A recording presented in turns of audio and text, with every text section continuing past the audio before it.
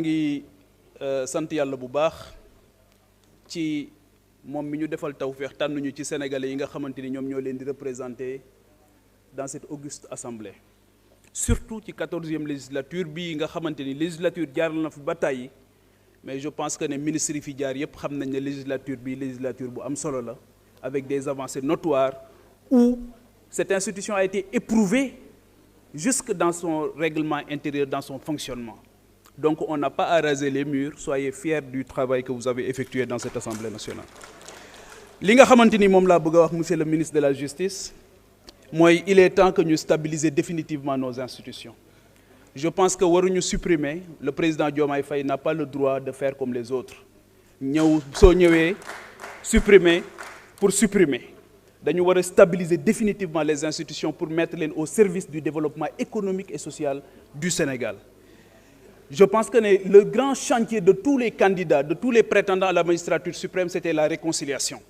La réconciliation des Sénégalais d'abord, mais la réconciliation ci Sénégalais yi ak institutions yi. Et je pense qu'il faut que la confiance revenir au cœur entre les institutions et les Sénégalais. Beneen bi mooy man Papa Djibril Fall ñëwuma fii pour nekk ventriloque wala caisse de résonance d'aucune institution. Aujourd'hui tey jii les députés sont les porte-parole et les communicants du Conseil économique et social et environnemental et du Haut Conseil des collectivités territoriales. Si ces institutions faisaient correctement leur travail, je pense que tey du ñu taxaw fii di leen waxal parce que ñoom ñooy défendre seen bopp auprès des populations. Le problème, c'est pas les institutions. Une institution n'est pas bonne ou mauvaise en soi. Tout dépend de l'usage, tout dépend de la composition.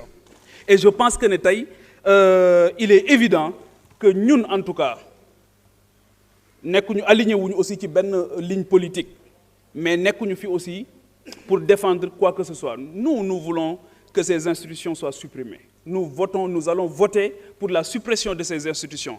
Mais damay paraphraser benn directeur boo xamante ni le président Diomaye Faye moom moo ko nommé. Mu ne dites la vérité avant le retour du bâton. Il faut dire la vérité aux Sénégalais. Et vous êtes en train de rendre un mauvais service au président de la République en voulant lui faire croire que 66 milliards yi moom mooy régler les problèmes des Sénégalais. C'est archi faux. Un pays, ça se construit dans le temps. Un pays, ça se construit dans le temps. Un pays, ça se construit dans le temps. Mais Ismaïla, il faut qu'on s'écoute. Mais non, dama la déglu ma. Monsieur le Président, nañu arrêter chrono. Non, on arrête là. Mais la politique, c'est deux choses. La politique, c'est deux choses. Avoir la capacité de convaincre et la capacité d'agir. Mais il faut qu'on s'écoute, il faut qu'on apprenne à s'écouter. Man fii kenn du fi wax ba ma dagg la. Donc su may wax, il faut qu'on s'écoute. Dites la vérité au président et à son premier ministre. Et vous êtes en train de faire comme les autres, c'est-à-dire avoir un mandat impératif. Ce n'est pas la vocation d'un député. Donc, kenn mënuñoo tere li ñuy wax li nga xamante ni moom lañ bëgg a wax. Donc, dites la vérité par rapport aux 760 milliards yi nga xamante ni moom lañ la dama paraphraser seen benn directeur bu wax ne dites la vérité avant le retour du bâton. Il faut éviter le maquillage.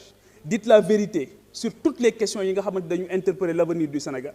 Dites la vérité sur cette fameuse loi bi nga xamante ni moom moo amnistie parce que aujourd'hui la délinquance galopante partout au Sénégal, c'est parce qu'à un moment donné on nous a parlé de forces spéciales, on nous a parlé de circulation d'armes lourdes et d'armes légères. Donc tey jii ñoo ngi rey nit ñi Sénégalais mais d'où proviennent ces armes? Donc dites la vérité, dites-nous aussi la vérité par rapport à la lancinante question de l'ONAS.